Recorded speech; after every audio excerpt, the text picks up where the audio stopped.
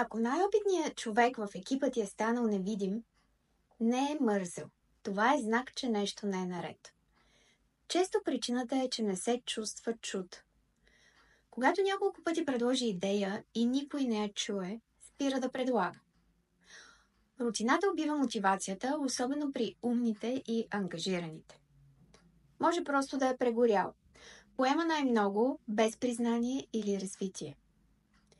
А понякога просто е ударил таван. Няма на къде да расте. Никой не го предизвиква.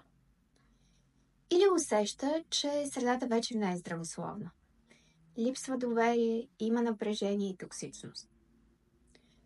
Какво да направиш като лидер? Говори с него. Искай мнение. Покани го на обяд и попитай. Как се чувстваш напоследък?